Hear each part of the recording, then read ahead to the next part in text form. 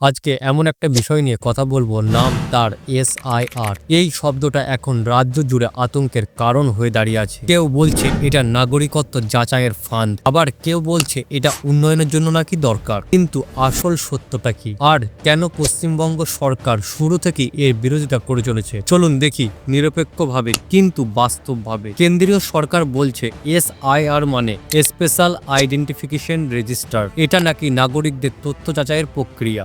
তাদের দাবি এতে ভুয়া ভোটার বাদ যাবে এবং সরকারি স্কিমে যেই সমস্ত ভুয়া নাম ঢুকে আছে সেগুলোকে মুছে ফেলা হবে। কিন্তু এখানেই প্রশ্ন ওঠে, যদি উদ্দেশ্য এত ভালো হবে তাহলে মানুষ কেন এত ভয় পাচ্ছে? পশ্চিমবঙ্গ সরকার বলছে মানুষের নাম ঠিকানা পুরাতন নথি যাচাইয়ের মাধ্যমে আবার সেই পুরানো NRC বা CAA প্রক্রিয়া পুনরায় ফিরিয়ে আনার চেষ্টা করা হচ্ছে। 2002 সালে ভোটার লিস্টকে বেস্ট লিস্ট হিসাবে ধরা হচ্ছে অনেক জায়গায়, যেখানে অনেক গরিব মানুষ, শ্রমিক এবং যারা অভিবাসী তাদের নামই ছিল না। তাহলে আজ তারা প্রমাণ দিবে কিভাবে? তাদের বাড়ি, জমি, পুরাতন কাগজ কোনো কিছুই নেই। এই ভয়টাই বাস্তব, এটা কোনো রাজনৈতিক নাটক নয়।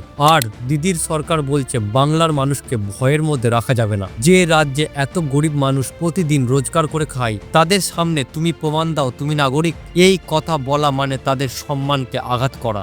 তাই রাজ্য বলছে আমরা এই প্রক্রিয়া মেনে নেব না যতক্ষণ না কেন্দ্র পরিষ্কারভাবে সবকিছু জানাচ্ছে কোনো মানুষের ভোট বা নাগরিকত্ব যাতে এতে বাদ না যায়।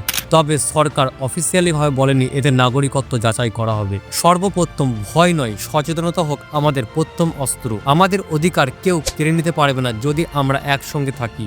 সর্বপ্রথম সত্যটা জানি আর নিজের কণ্ঠে কথা বলি। এই ভিডিওটা যদি তোমার ভালো লেগে থাকে তাহলে লাইক দাও এবং বন্ধুদের সঙ্গে শেয়ার করো আর সাবস্ক্রাইব করো এই চ্যানেলটিকে, কারণ আমি সবসময় সত্যটা তোমাদের সামনে তুলে ধরবো। যেখানেই মানুষের পাশে কেউ দাঁড়ায় আমি তার দিকেই থাকবো। ধন্যবাদ, দেখা হবে পরের এক ভিডিওতে।